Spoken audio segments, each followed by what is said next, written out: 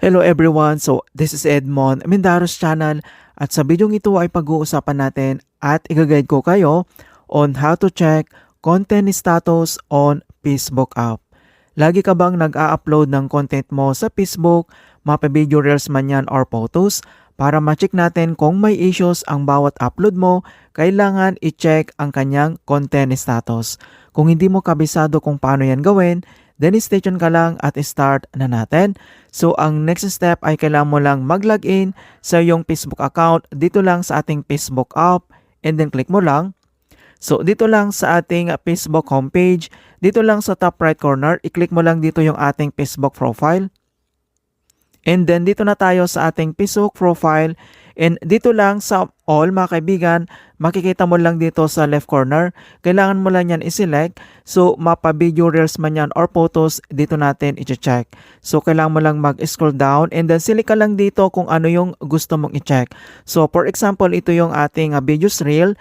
Para ma-check natin ang kanyang content status kung may issues ba o wala. So makikita mo dito yung tinatawag na See Insight and Ads. I-click mo lang yan. And madadirect na tayo dito sa ating post details. And then dito lang sa pinakagitna, makikita mo ito mga kaibigan ng notifications. And then kailangan mo lang yan i-click.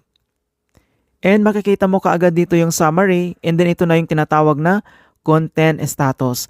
So dito mo makikita talaga kung may issues yung in-upload mo na reels man yan or photos. So makita mo naman dito kapag walang issues, no issues, your post has no issues. And other details naman, makikita mo dito yung kanyang distribution signals and then yung kanyang performance. Alright, so ito yung ating reels. Kung gusto mo naman ma-check yung photos natin na ina-upload, so select ka lang dito. So for example, ito yung gusto natin i-check yung upload natin na photos. So same, i-click mo lang dito yung See Insight. And then madadirect agad tayo dito sa ating post details. And then this post, kailangan mo lang itap yan. And makikita mo kaagad dito yung summary and then yung content status. So no issues, your post has no issues. Ayan. So napakasimple lang talaga kung paano natin i-check yung bawat upload natin dito. And other details naman ibibigay ko dito. Kung gusto mo naman i-check yung video reels mo kung mayroon itong problems sa kanyang audio mga kaibigan or yung mga ginagamit natin na music. So sim lang dito sa ating Facebook profile. And dito lang sa pinakagitna, kailangan mo lang i-select dito yung Reels. Pagka-click mo dito yung Reels and then kailangan mo lang mag-slide dito yung mga nakalagay dito na settings sa pinakataas niya. Kailangan mo lang i-select dito yung Needs Review. Okay? So itap mo lang yan. And dito mo makikita yung mga Reels video mo na may problema sa music. So the audio in this Reels is unavailable due to music rights changes. So you can replace the audio in this Reels with the new track. Okay, so dito mo makikita kung may problema yung audio natin and dito rin natin pwedeng i-change yung audio natin. So i-replace natin ng bagong audio natin dito mga kaibigan. Select lang tayo dito para maayos. Ayan.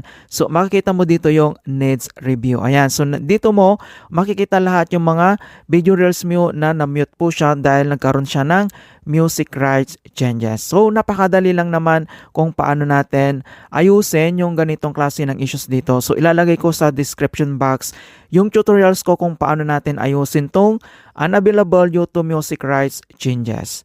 Alright, so ganun lang po kasimple mga kaibigan. So ganun lang kasimple kung paano natin i-check ang content status dito sa Facebook and hope na nakapagbigay ako ng konting kalaman at guide tungkol sa Facebook app tutorials.